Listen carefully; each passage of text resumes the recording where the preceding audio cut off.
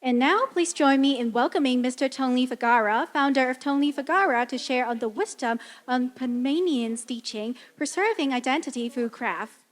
Thank you.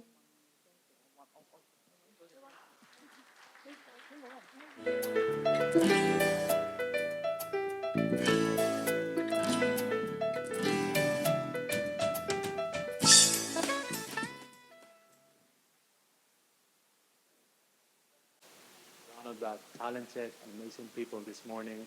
For me, it's truly important to be here because I come from far away in the middle of the sea in Central America, Panama, and a small country with a beautiful and amazing nature, surrounded by two seas and also hot and humid. To me, it's the wisdom of the Panamanian stitches. Thank you. The wisdom of the Panamanian fish is preserving identity through the craft. And craft for me, as a fashion designer, it's something that I work every day. Every day that I wake up, I see my colleagues, the people, my team, that come from an island 2 hours far from the city that I live when I have my studio.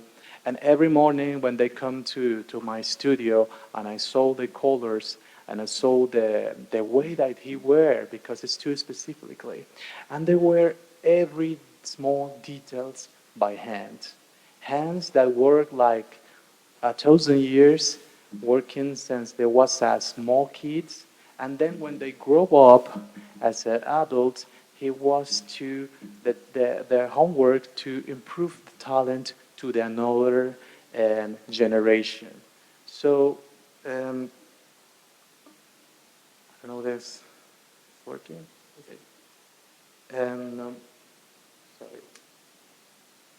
This image, I want to introduce Liz. Liz have like 40 years working with me, hand by hand, working in the stitches made by hand. Liz also is a strong woman pillar of the community, working all the days till he was like 7 years. And I met her 15 years ago in the street, and I asked her, Liz, you want to join my team? And she said, I don't know about fashion, but I want to be part of what the things that you do actually in fashion. And then it's a beautiful story because I learned a lot from Liz. Because in their community, and a small community in Guna, she lived in an island and he had no sources to make fashion, but she have needles and all these materials to make mola. Actually, she's wearing in this picture the traditional clothing of their community. Their name is mola. And she worked actually wearing the traditional clothes in my studio because I respect the way that she wear, the way what she spoke about the story, and the way that she promote the talent of their community also. So I didn't approach the Gunas community to looking for the embroidery. I was searching for meaning, and they threw their needles and whistle to tell me a story about their soul. Because for her, for the Gunas people, the way that she wear is about how they feel inside, and it's a way to explore their souls and their life and their ancestor. Sorry. Who are Gunas? And it's really important that for me. In my Spanish, I will translate. They are one of the most emblematic indigenous communities of Panama, guardians of the materials, culture, and where the traditional is not preserved in the museums. It's because the fabric and color have memory, so they wear it to speak about their image, about their colors. The Guna people come from the San Blas Island, an archipelago in the island of the Caribbean of Panama. and they're wordless in woven and the textile, especially in mola. Layers by layers, they create the techniques of mola. And then the spiritual symbols passed down through the generations, through generations. To know the gunas is to understand that the teaching adds spiritual language. And one of the interpretation, identity, resilience, and those sue for fashion, they sue to remember who they are. That's one of the important reasons that Guna makes mola. One of the symbols of the mola, the clothes that she's wearing in the picture, is molas is not made to place. Molas, they are made to protect the spirit. And they are textile shield created as a spiritual rituals and to save the spiritual maps in their soul and also in their heart. And it sounds romantic because in my design, I like to preserve and always remember the importance of the spirituality and also in fashion. So that's one of the reasons we collaborate together every day. Mola took decoratives, but it's an actual codex. Its figures hold stories of animals, dreams, and spirit to sacred geometry. In the materials, in the Guna sculpture, women are the center. So that's one of the reasons, because my team is 100% women's. I'm the only man in the team, but I work like 14 women's in my studio, and all of them are like this, small. I'm the only on the taller spot. It's something special because they are like my family. Every day I connect with them as a family. And like in Western, the system of the masculinity always leads. Sometimes in their community, men's and women's are separated. And something interesting because women's only made mola. Mola is a suit techniques. And men's always go to fish and bring the food to their home. So it's a community where they do not work sometimes together. And Gunas believe that everything is alive. That's truly important. Also, materials that he works in fashion, they feel that they are alive. Needles, rocks, stones, fabrics, all of them are alive.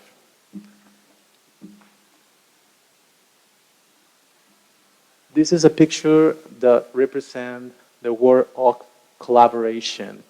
This is my studio in Panama City. They usually work surrounded by nature because they come from an island, but surrounded by water and also by plants, trees, ponds, and nature. So when I work with them, it's like a very closet and hermit progress. Sometimes we work in gowns like weeks, and the final result always is like very important and also spiritual.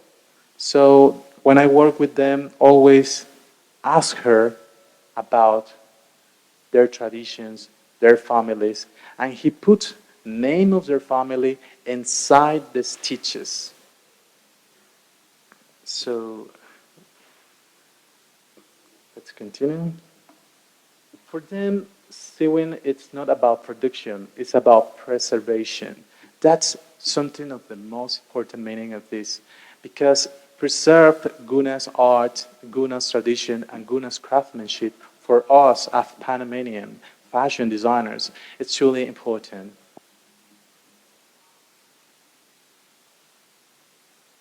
I didn't hire them to stitch for me. I invite them to tell a story with me. And that story changed us all. Work with Gunas changed my life forever. Because every time that I work with her, always ask her, what do you want to put in my product? And he puts their life, the way that she see life in their community, and things that he wearing right in their arms takes years to make because piece by piece is handmade. put it in their hand. And he never take off, never.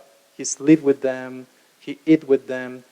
Every day, every time, he is like with this bracelets. The name of this bracelet is Mola also.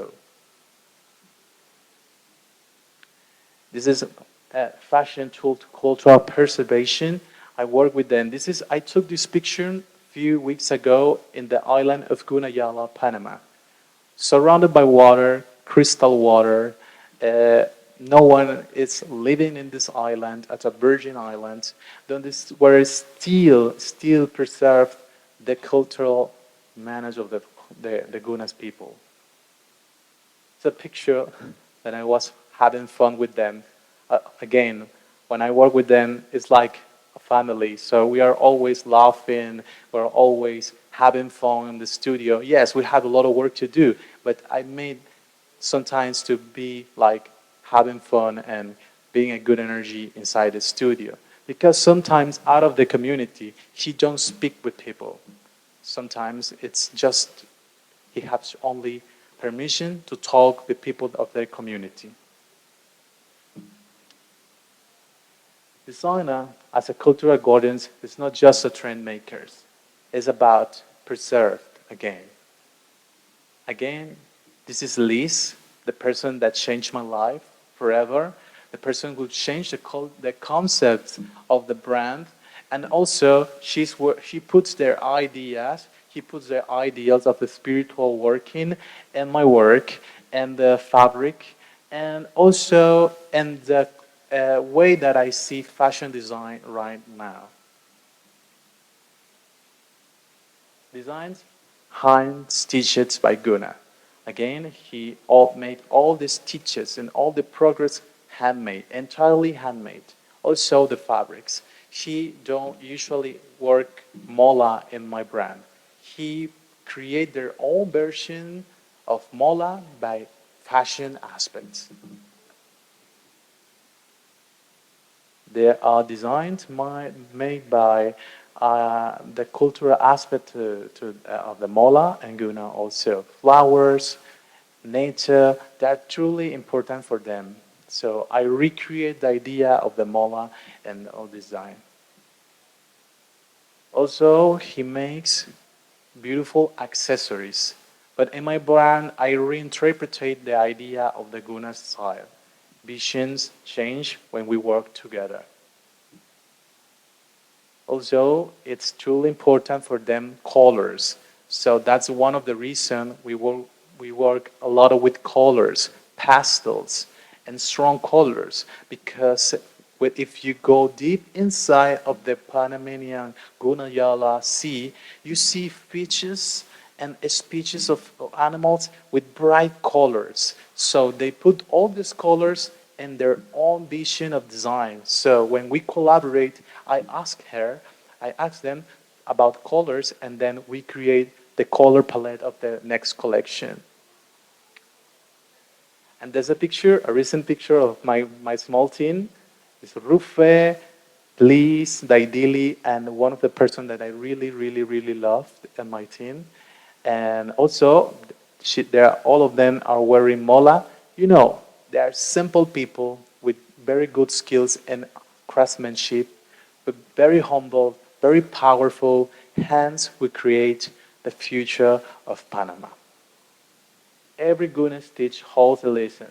Fashion of the future must not ignore that true luxury cannot be mass-produced sometimes. The true luxury lives in their souls.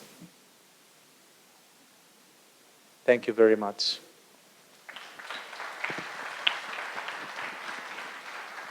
Thank you very much for the inspiring sharing on Panamanian stitching. We'll now move on to the Q&A session. If you have any question, please feel free to raise your hand. Got a question from the audience. Hello, thank you for your insightful presentation. Thank you. My question is, in current modern society, when it comes to cultural preservation, a lot of culture will choose the direction of commercializing or building brands on top of it to expose their culture thanks to globalization. And usually dedicated brands have smaller markets. So a lot of people will choose the direction of mass marketing or commercializing the culture into a trend. Like, for example, Uniqlo, they will do collaborations with different cultures. But unfortunately, like, it also are watered down the culture because of the fast fashion trend. So my question is would you say like commercializing or making a culture into a product is beneficial for cultural preservation? And if yes, where do we draw the line to not water down the heritage that involved in the culture? Well, good ask you. Well, I think for all of the Gunas community, in my case, they are truly important to speak about their culture in a way that people understand or have closer look what made in their society, for what they made in the society. So the way that he create their own products, like she were, I just translate my own visions of fashion and in small quantities because they, you know, to preserve the quality and also the hand stitching of the Gunas. So we work very small because we preserve, we respect also the way that he works because he took time to make it possible. Sometimes Mola takes like 2 months, for example. 2 months that he's entirely working. So I respect the progress of the make to be like relevant and to make their fashion not commercial, but also something that she feel like they are respected, I think. So would you say like it's more important to be more dedicated into the culture itself than being more like just mass marketing? Like, I think when you work with a community, on a small community like Gunas, for example, and you collaborate with them, you must respect the cultural aspect because they have their own way to see life. Sometimes it's about be a little bit like slow fashion sometimes to preserve, to love, and also respect the work that he made for us as a designer. thank you. You're welcome. Thank you. Are there any questions from the floor? Hello, Tony. Thank you for a very good presentation. I have a question. I'm from Pakistan, and we have a very long-going heritage into the history with the Indus Valley civilization as one of the oldest civilization in the whole world. So we have a lot of crafts, and when the crafts get to the hands of someone who is presenting a big brand, they come out of the local community as everyday use things and very cheap and available to everyone. And then they become exclusive and then they become expensive. And talking about you, like the Panamanian stitch and the people that you're working with, yes, it empowers the craft and it makes it live for a longer time. But how does it make much sense to have the future of Panamanian stitch in a non-Panamanian hand? So you are the leader, yes, you are empowering them, but just a question, just a curiosity, that when a craft gets, so sometimes maybe you would have, you would not agree with them at some point that maybe this should go to the market, this should not go to the market. What if something that is really important to them as Panamanians, but that doesn't go to the market because you are not a Panamanian or you don't feel like that it's a great selling thing in the market? So how does that play? Sorry, I lost in the question. Please, can you So, repeat again? so as Simplify. simple as that a craft, it starts from local people, and for the local people, it's available to everyone and very cheap most of the times. But when it gets into a hand of exclusive brand, it becomes something very exclusive and something very expensive. And then it's not available to everyone at the same level. So how does that play in a preservation of a cultural thing? Well, I think, again, it's about respect. When you work with a small community, you must, in my case, I work with them and I ask them You want to do this? You want to make it possible? What kind of color you want this season? I ask him because for me, all of them also are designers. Also, they are artists. And they put their own vision as artists in the products. So when for example, when we finish a collection and we start selling this collection, we never sell this collection as something common that you can find everywhere. I sell this kind of pieces as something that he brings to the society, an opportunity to understand the world. And sometimes it takes time. It's a quality and many sources, many hours. But again, it's about to speak to people around not Panama, around the world, what means Guna for them. And sometimes could be considered as a luxury product because the way that they work. But I think the best way to improve in that market is to speak about their own stories, what he brings to for me as a designer. I try them as a family because for me, Gunas always will be my family. Thank you. Thank you. Thank you. Thank you, Mr. Vergara. Please remain on stage.